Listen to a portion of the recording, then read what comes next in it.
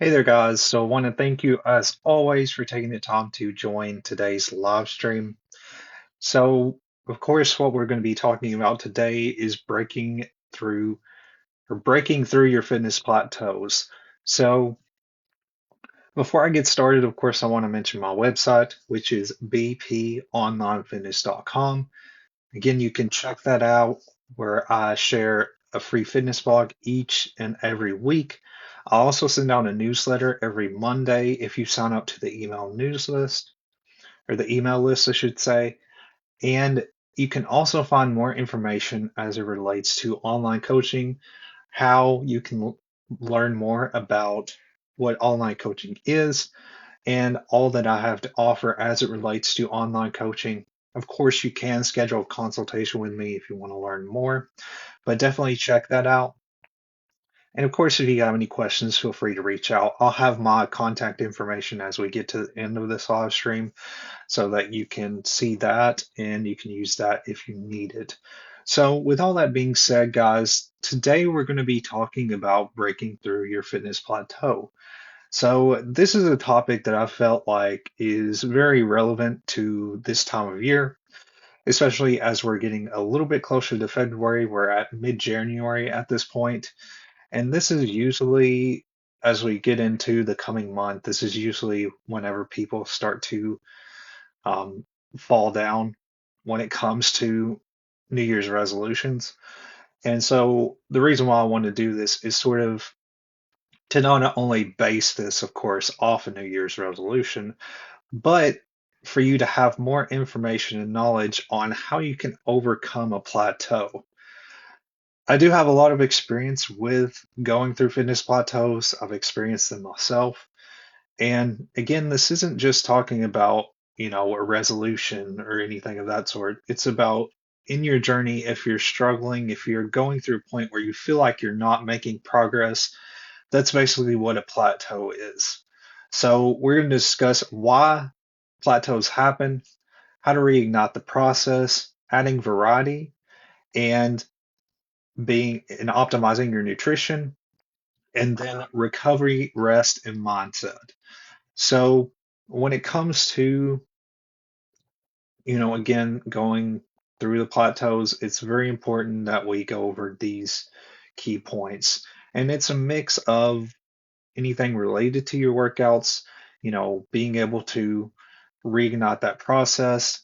Changing up your workouts can be a part of that as well. Things related to your nutrition can play a role in that, as well as your rest and recovery and the mindset. So that's what we're going to be discussing today. So, why exactly do plateaus happen?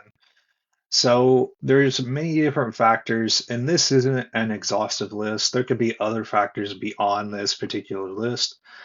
But a few of the reasons is your body adapts to consistent training routines, your nutrition no longer aligns with your current goals, you're overtraining or insufficient, or you're having insufficient recovery, there's a lack of motivation or a mental burnout. So, I'm going to touch on these points just a little bit before we move to the next slide. So, one thing that not a lot of people are aware of is that your body can adapt to a training routine. If you do it consistently enough, you are going to get to a point to where you feel like you're not progressing. And that is true to an extent because you do need to change out your workouts. You have to go through various different changes in your workouts in order to see those results to start to pick up. There's a few different factors that go into that. That could be progressive overload. I mentioned progressive overload many times on these live streams. And the reason being is because it's very key to your progression. If you aren't properly challenging yourself, if you aren't properly adding weight, gradually increasing weight, uh, and again, progressive overload is not just weight itself. It can be done various ways. This could be increasing the intensity of the workout, such as increasing the amount of reps you're performing in a workout, shortening your rest periods between your sets. Could also mean pausing in your specific amount of reps that you're performing. When you pause, this also increases intensity, such as like if you're going through a specific rep. Maybe you pause at the end of that, the concentric phase as you're lowering, as you're going through the lowering phase, or, as you're going through any of those phases there. You could do it either way. You could slow down your lifting phase, your lowering phase. There's multiple ways that you can do it to where you can increase intensity. It doesn't necessarily have to be all about adding weight. But there's various factors when it comes to your body adapting, and a lot of it has to do with not doing progressive overload, as well as it could also be the factor of periodization. So, periodization is basically, of course, going through phases in your workouts. And when I give clients workouts, they don't stay in the same workout plan, for the rest of the program. They constantly, every 4 weeks, usually is when I change their plans so that they're getting a new workout in, they're challenging different muscles, and they're not letting their body adapt to those workouts. Because if you consistently stay in a workout routine and you're not changing up your routine, your body is going to adapt to that. And you have to, again, make changes. You have to go through phases. You have to do progressive overload. You have to constantly challenge those muscles in order for you to overcome that plateau. Again, nutrition is a big factor. If your nutrition no longer aligns with your goals, then you need to make adjustments. This is something that I do too with my clients as far as meal plans. I usually adjust meal plans as we go through different phases because if your intensity changes and what you perform in your workout changes, then it's likely that your nutrition is going to have to adapt to that. You're going to have to make some minor adjustments to your nutrition as you're going through phases as well. Overtraining, this can be for a very selective few people that can kind of go into this phase, and I've been one of those types of people. If you really get into a workout routine and you get to the point where you just really are into the workouts, you're staying consistent, but you're not giving your body enough rest, then that can really be a hindrance to your growth. So you have to let your body rest and recover. Like I've mentioned before, I don't know if I've mentioned it on live streams, but whenever I got started with my workout routine, I was working out like 7 days a week when I really got serious with weightlifting. This was before I became a personal trainer.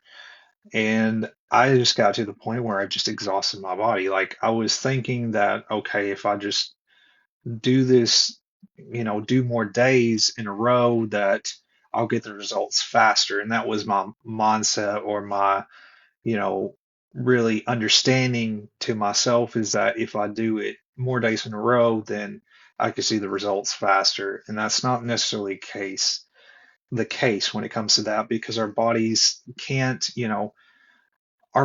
handle so much. Even though mentally we think we can, it's like a push and a pull with the body and the mind.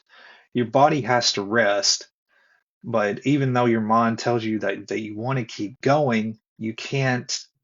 You have to be sure to let your body rest so that you can again help aid in the muscle recovery and the repair, because that's another part of the process, that your body has to recover in order to gain that muscle. Insufficient recovery, this could be not sleeping well. If you are getting less sleep, it is going to take longer for your body to really help to aid in that muscle repair. Your body needs rest, your body needs proper sleep. And that goes into the same thing as overtraining. If you're not getting enough sleep, if you're, exhausting your body too much, it's going to really hinder the growth. That's not to say that you won't get muscle growth if those factors are in place, but it will take longer if you don't allow your body to get proper rest. Lack of motivation and mental burnout. This has to do with mindset, of course. And one thing I try to mention to anybody who's just getting started with a routine, or somebody that I may be just signing on as far as my online coaching program, usually what I always mention is that you cannot solely rely on your motivation to work out. You can't solely rely on that as a factor. The reason being is that your motivation is always fluctuating. It never stays the same. It's going to be up and down, even with me. Like, there's many days where I have, the feeling of I really don't want to work out today. I don't, like, I just feel like I don't want to do this, I don't have the energy or whatever. And I have those days every now and then. It's not all the time, but despite that, I still show up. I still do it, even though I don't feel like doing it. And that's what you have to understand. A lot of people have this notion that they always have to be motivated to work out, and that's not the case. If you want to see results, you have to show up. You have to consistently show up as much as possible. Of course, you need to rest, like I mentioned with rest and recovery, but you need to continue to show up even though you don't feel like doing it. It's too many people rely on motivation. It's not about motivation, it's your ability to show up and your discipline to get through your workout. Another thing too is, mental burnout. That's another factor that plays into the same, vein as motivation, where we just feel like we burn out and we just want to stop.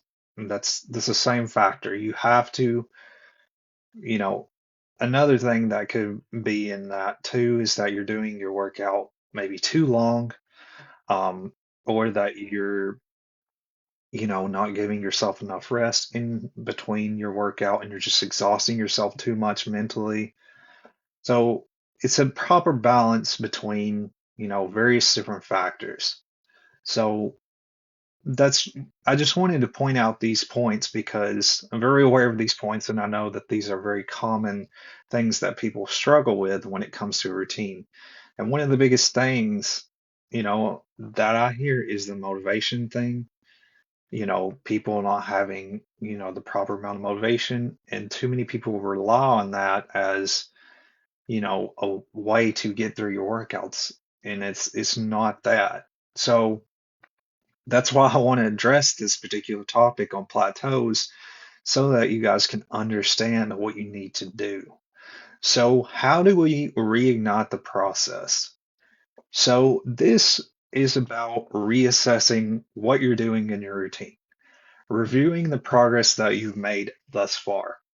So, you want to revisit your initial goals, the goals you set for yourself, and assess how far you come. Have you made progress in reaching, have you made progression in getting closer to your goal? You may not have reached your goal yet, but have you progressed to get there? If you have, then you're likely on the right path. And you may not be going as fast, you may not be getting there as fast as you want to, but if you're progressing, you are on the right path. You just need to stay consistent in what you're doing. If, of course, you're not progressing, then you need to reassess what you're doing. You need to look at all the factors that I just mentioned previously, whether it's your current workout routine and are you phasing your workouts? Are you doing progressive overload? Is your nutrition in check? Are you making sure you're tracking your macronutrients, your calories? Progress tracking is, a big factor.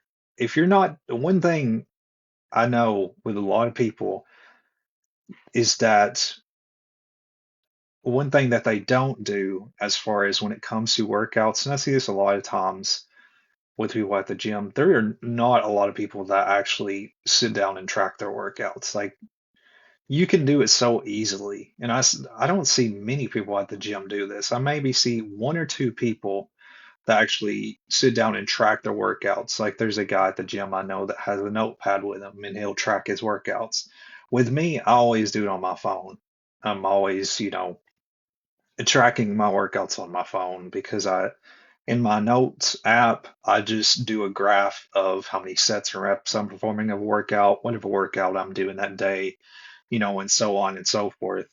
And that's a way for me to see progression as well. That's something that I wanted to mention is that tracking workouts as well as nutrition is one thing that a lot of people don't do, and that has a big factor into, reaching a plateau. If you're not keeping track of anything, you're not going to know where you're at. So you have to do that as well. So going back to what we're talking about here with reigniting the process, of course, you need to review what you're doing. There's all the factors that I mentioned before, whether it's, your workout routine, your nutrition, your recovery, if you're getting proper rest, nightly, getting proper sleep. Do you need to make adjustments to your sleep routine?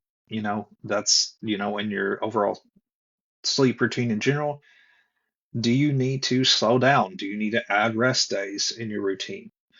And also, do you need to change your mindset? That's, when it comes to the motivation side of things. Discipline is a big part of it. So, that's something you need to reassess as well. So, setting smart goals, and this is something that I've mentioned before. This is a great way to really identify what you're wanting to accomplish and giving you a clear picture on the steps you need to take to get there and just giving a overall detailed look at your goal. So this is basically setting a goal that is specific, measurable, achievable, relevant, and time bound. So you want to have a goal that's specific, that you can really, clearly define what you're wanting to go after. You want to have that goal measurable, where you can sort of set up a time frame as to, how you're going to get there, how, you're going to identify how measurable it is to reach that particular goal. And then achievable is it has to be a goal that you're able to achieve, of course. That's within your current lifestyle situation. For example, if you're somebody who works, maybe 12-hour days and your goal is to, go to the gym, maybe like 7 days a week and do workout for 2 hours. So that's not going to really fit in well with your routine because you have long work days, if that makes sense. So you want to have a way to where you can properly integrate those workouts into your routine that's within your lifestyle. So, for example, if you're somebody who, is in that, then maybe you could do it to where, okay, maybe I'll, maybe work out, maybe later on, or early in the morning or later on in the evening, maybe do at least 30 minutes or so to get my routine started and, just kind of go from there. And as I'm building this routine, you don't have to really do a workout routine that's like completely an hour and 30 minutes starting out. It's okay to start with like 30 minutes, just to get started with your routine, especially if you're somebody who, maybe has an extreme work schedule where you have a lot of different obligations. It's a balance. So you want to make sure that the goals that you're setting are within your current lifestyle situation. And that's what I'm trying to get at when it comes to this. You want to make sure that it's relevant, of course, to your situation and that it's time bound. So time bound is having a specific time frame on when you're wanting to accomplish that specific goal. Like saying, you want to lose 5 pounds within the next, 3 months, working on, lifting more weights or like lifting maybe 100 pounds. I want to lift at least 100 pounds on the barbell in the next 3 months, something to that effect. So you're clearly, defining what it is that you're wanting to accomplish and you're setting a clear, measurable way to get there, how much time you want to take to get there, and what it is that you clearly want to accomplish. The main thing is that you're not making vague goals, in other words. So I want to lose weight, or anything like that. Just something that's general. You want to have a defined amount of weight that you want to lose. You want to have a time frame on when you want to lose that weight. And you want to factor into, is this attainable within my current lifestyle situation? That's the main sort of key factors to keep in mind when it comes to setting SMART goals. Identifying obstacles. So you want to pinpoint what might be holding you back, whether that be training, nutrition, or mindset. That's sort of what I discussed a little bit ago, is really finding those sticking points, finding any of the weak points that you maybe are reaching, and identifying those and keeping those in your mind to when you reach those points to say, okay, what do I need to do to change this where it's not so much a weak point anymore? So now we're going to go back into talking about why variety matters. So I did touch on a little bit of this, but we're going to go back through it here. So why variety matters as it relates to your workouts. So this helps to prevent adaptation. The body adapts to repetitive stress, reducing the effectiveness of your workouts. Engaging new muscles, different exercises target muscles in new ways. So promoting a balanced development is really great. If you're doing various different workouts, because this can really help to target those muscles that you don't normally target. This also avoids mental burnout. So switching your routine not only, of course, is helping to prevent adaptation and engaging new muscles, but also makes it more enjoyable, gives you something fresh to start out with, gives you something, a new, type of workout that you've not done before, that gives you a little bit of a different challenge mentally, and it's going to boost that long-term consistency in your routine. Again, this is something that I do with my clients to make sure that, you know, they're able to, do the workouts that's within their current, training, routine, but is that it's giving them a different type of workout to do that's challenging, but that also allows them to try something new that they may not have tried as it relates to maybe targeting a specific muscle, even though they may be targeting the same similar muscles, such as if they were doing a split like back and biceps, they would still be doing a workout that's very unique to targeting that specific muscle, in other words, if that makes sense.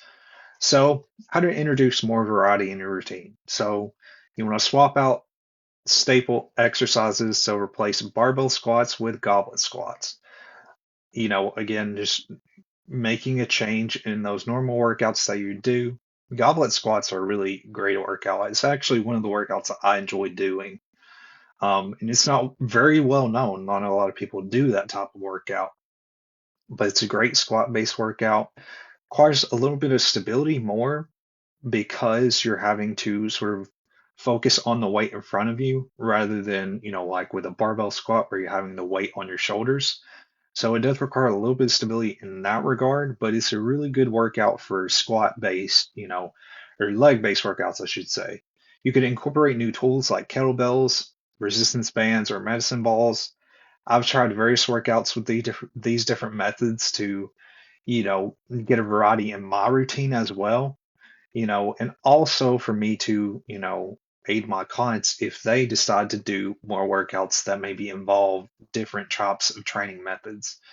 I really enjoy kettlebells. Kettlebells aren't used that often, but they're a really great routine for, adding a little bit of more of a, a power based element to your workout routine because like workouts like kettlebell swings and things like that add a little bit more movement, but also, like the kettlebell swings are great for targeting the lower body.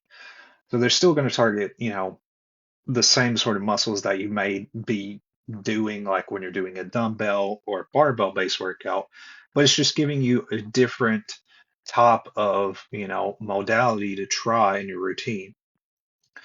Transitioning between strength, hypertrophy, endurance, and hit phases. So this is something that basically the same thing I do with my clients. Every 4 weeks, they go through different phases. When they start out, they're usually doing stabilization exercises, which are more body weight based exercise usually. Maybe some light weights are in there as well. And then, of course, they go into strength endurance where the intensity gradually increases. They're doing more weight, lifting based exercises and things of that nature. So just transitioning into different phases is very important as well. Adding functional movements or mobility work. So functional movements is basically exercises that are going to help with activities you do in daily life. For example, if you're doing like an exercise like a farmer's carry, which is where you're carrying or holding dumbbells by your side and you're walking, that's basically an example of a more functional exercise because that exercise basically mimics like carrying grocery bags or just holding something like carrying a box or something to that effect. That's basically what a functional movement is. And functional exercises are those types of exercises that kind of mimic a daily activity that you would do in your day to day life. You can also vary rep ranges. This is something I do with my clients as well. So 6 to 8 reps for strength versus 12 to 15 reps for endurance. And usually hypertrophy is roughly in the middle between, 8 to 12 reps is kind of the hypertrophy range. Whereas as you're getting at higher reps, of course, you're doing more endurance-based exercise. You should, you could also, you don't have to do this, but you could also try supersets, circuits, or pyramid schemes, or you're going through various different, types of weights in a specific workout. Supersets are a common method that I do for my clients where they're doing sort of a rapid succession of two exercises that are similar to each other that are targeting, some of the same muscle groups in that exercise. So that's a great method to try. It's very simple to integrate supersets. Circuits, that could be another great method. I've done, some circuits like hit training. It's a little, that would be more of an interval, but anything like that, intervals, circuits, anything like that's going to change up your routine and give you something new to try. That's still going to be, of course, a good workout, but you're adding just a little bit more variety in your routine. Optimizing nutrition. So, going into the nutrition side of things, you can adjust your calorie intake, match your intake to your current needs. So, for weight loss, you want to create a modest calorie deficit, which is consuming less calories over your maintenance calories, which is your maintenance calories is basically how many calories you normally consume in a day. So you in a calorie deficit, you would be consuming less than what you would normally, consume in an average day. And then for muscle growth, you're going to shift to a slight caloric surplus or calorie surplus in order to help give your body the nutrients it needs to aid in the muscle recovery and repair. So you're going to increase protein to support recovery and muscle repair. So usually the target amount for protein is 1 to 2 grams per body weight. Usually I say 1 gram, usually 1 to 2 is usually the good sort of identifier there when it comes to, your protein intake based on that muscle growth. And of course, strategic timing can make a difference. Prioritize protein and carbs around workouts. So, for example, usually before I get started with a workout, I usually have more maybe like a carb snack. A good option could be anything like, maybe like I usually have a Cliff Bar, and usually those usually have quite a bit of carbs in them. So, that gives you a little bit of energy. Um, and so that's a great option. Anything that's like granola or something to get you started, maybe a banana could be a great option to get started for a workout. Post workout, of course, I usually prioritize, protein. And then that's usually, of course, like a protein shake. This could also include maybe, anything to sort of supplement in your diet, like adding snacks like, Greek yogurt. Usually I have oatmeal after my workout. I have a pretty big breakfast post workout so that, I'm getting everything I need, especially as it relates to protein. I usually prioritize a lot of protein in my breakfast because usually I eat my breakfast, of course, after I finish my workout. So timing can make a difference. It's not a make or break thing. Like it's not going to really be extremely detrimental, but it can be beneficial to strategically time your meals based on your current workouts. So the importance of rest and recovery in the progress. So rest and recovery, of course, is the aspect of adding rest days as well as basically having proper sleep, proper, of course, getting adequate sleep each night, 7 to 8 hours. That's basically what we're talking about. We're talking about rest and recovery, giving your body the rest it needs in order to help with, of course, that repair process. So when you have adequate rest and recovery, this is going to enhance physical health, support muscle repair and growth, prevents overtraining and reducing injury risk, strengthens the immune system, It can also help to boost mental well being, improve focus, memory, and decision making, reduces stress, anxiety, and burnout, encourages emotional balance. Also, it optimizes performance, improves your productivity and creativity, increases energy endurance, and sustains long term success. So, the more you get adequate recovery and rest, the more it's going to benefit in various different ways, whether it be physical, mental, or overall your performance in your workouts or performance that you do in your workday. So, mindset shifts to push past plateaus. So, for the last portion here, this should be the last slide that I'm going to go over. And I know I've kind of went over a little bit than I normally do, but I really wanted to dive into this topic a little bit more than some of the other ones because this is a really important topic, I believe, that's very common. So, mindset. So, what you need to do is go over these key 4 points here. So, celebrate the small wins and recognize improvements. So, any kind of small win that you're having in your workout routine, whether it be lifting slightly more, whether it be running longer, anything like that, recognize those and see those as an improvement, as a way to know that you're growing in your workout routine. Consistency again is more important than perfection. You just need to keep showing up. That's what matters the most. Plateaus are a natural part of the progress. Again, like I've mentioned, I've went through plateaus myself where I've felt like, I feel like I'm not making progress. But you have to change your mindset. One thing I try to always remember when it comes to like if I feel like I'm going into a plateau or anything of that sort, always try to remind myself that if I just stop, then I'm not going to see the results. But if I keep going, no matter how, fast I'm going or, going towards my particular goal, as long as I keep showing up, I'm going to see results. But if I just stop, I'm not going to see any results. If that makes sense. So shift your mindset into seeing, as just doing a certain form of, a certain percentage of work is going to be beneficial rather than not doing the work, in other words. So just know that plateaus can happen here and there, but you just have to change your mindset on how you see those.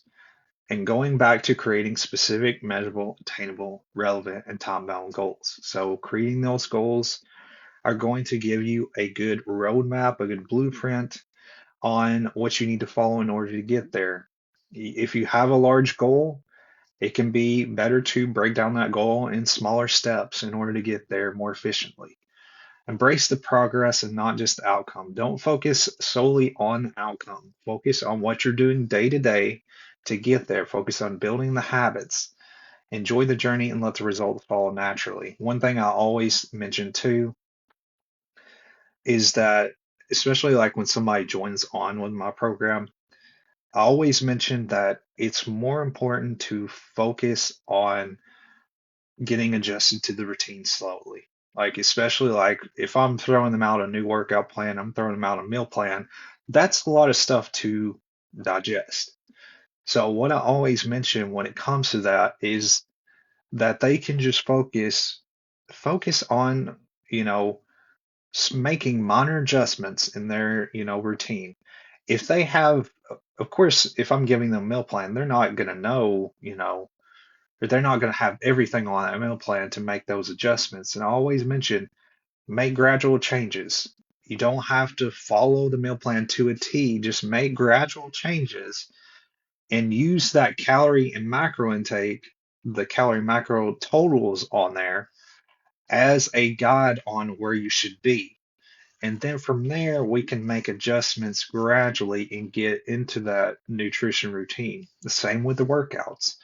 Slowly get adjusted to them. Start slow. You're not lifting heavy weights. We're starting with the basics. So sustainable habits are very important too when it comes to overcoming those plateaus and, of course, getting started. So, with all that being said, guys, I know this went on longer than normal, but I wanted to talk about this topic because I feel like it's a really important topic and it's really relevant to where we're at in the new year. So thank you guys once again for taking time to view this live stream. I have all my contact information here and my website address, which is bponlinefitness.com. I am still offering 40% off online coaching for the new year. That'll be going on until the 20th, which will be in the next week. So if you're interested, of course, you can reach out. I will have another live stream next Wednesday that you can check out where I will be discussing a little bit about muscle recovery. So that's going to be the topic for the next live stream. But thank you guys again. I apologize this went out a little bit longer than some of my other ones, but again, I felt like this was an important topic to really dive into and to really dissect a little bit more. But thank you guys once again, and I will see you guys next Wednesday at 12 p.m. Central Standard Time in the next live stream. So thank you.